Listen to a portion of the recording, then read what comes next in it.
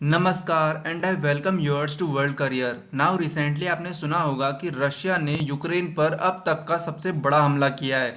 यहाँ पर आप एमएसएन का आर्टिकल देख सकते हैं। इन्होंने लिखा है 477 drones and 60 missiles, Russia launches biggest aerial attack on Ukraine, F-16 down, pilot killed.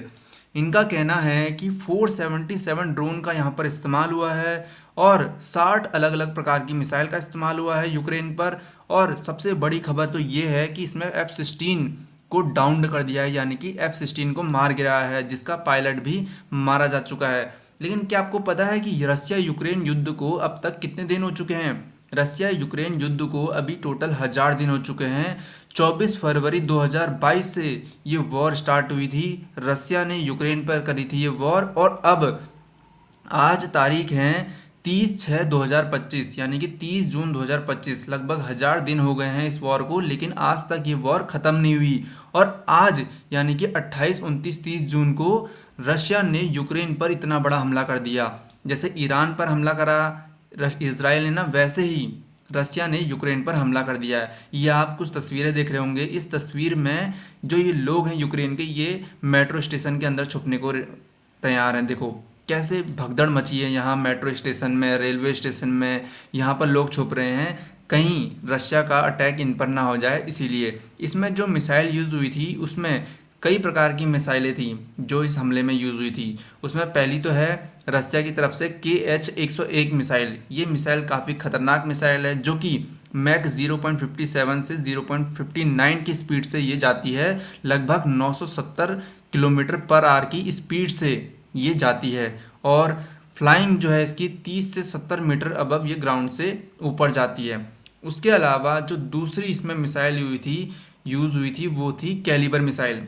Calibre missile एक रशियन क्रूज फैमिली की मिसाइल है, जो कि हर जगह से छोड़ी जा सकती है, यानी कि हर जगह से लॉन्च की जा सकती है। जैसे कि शिप से हो गया, सबमरीन से हो गया, कंटेनर से हो गया, एयरप्लेन से हो गया, और ट्रांसपोर्ट रिएक्टर से हो गया। ये एक एंटी शिप, एंटी सबमरीन, जो लैंड पर्पस के लिए ये यूज़ की जाती है, ये मिसाइल जिसे हम बोलते हैं कैलिबर मिसाइल।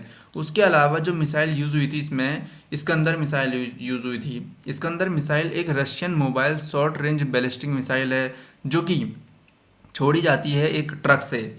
ये मिसाइल लगभग 500 किलोमीटर की रेंज है इसकी, और रशियन मिलिट्री ने इसे 2020 में OTR-21 टोचका से रिप्लेस कर दिया था, और ये मिसाइल अच्छी मानी जाती है रशिया की। उसके अलावा जो एक और मिसाइल यूज़ हुई थी वहाँ पर, वो थी किंजल मिसाइल। किंजल मिसाइल की मैं आपको एक फ़ोटो दिखाता हूँ। देखो किंजल मिसाइल यहाँ पर लगी हुई है। किंजल मिसाइल यहाँ पर, ये देखिए, ये आप दिख रहे हैं। ये जो मिसाइल है ना, इस प्लेन में जो मिसाइल लगी है, ये है किंजल मिसाइल। काफ़ी भारी मिसाइल होती है और काफ़ी बड़ी मिसाइल होती है ये, और एक बार में पूरा का पूरा इलाका तबाह कर देती है। ये रशियन मिसाइल है। लेकिन जब इतनी सारी मिसाइलें रशिया यूक्रेन के ऊपर गिरा रहा है, तो क्या इनकी फोर्सेस ख़त्म नहीं होगी अभी तक? इनके सोल्जर्स कितने बचे होंगे?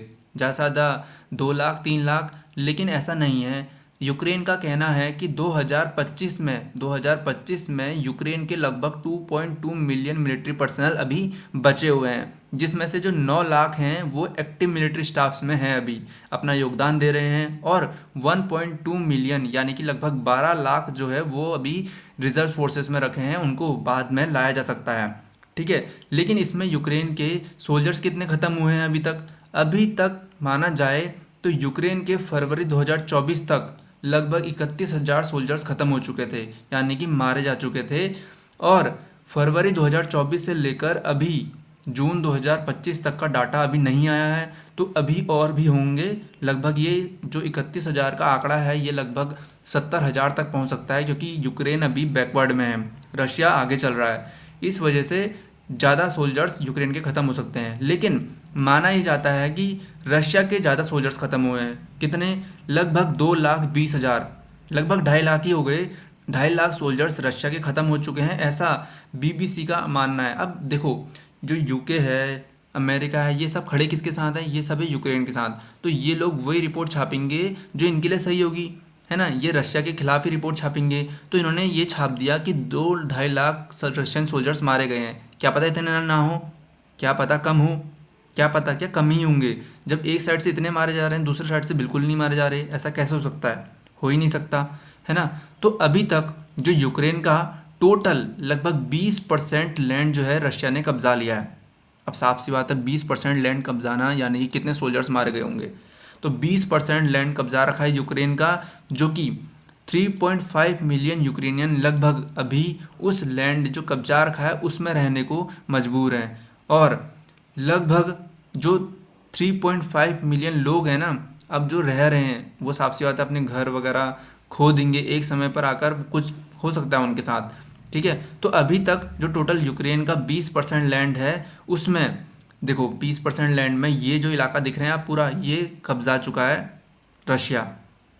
चेरनोबिल में तो पहले ही रशिया पहुंच चुका था। ठीक है, कोनोटोप हो गया, खार्कीव हो गया, लुहानस्क हो गया, दोनेस्क हो गया, मारियोपुल हो गया, क्राइमिया तो 2024 में ही कब्जा लिया था रशिया ने।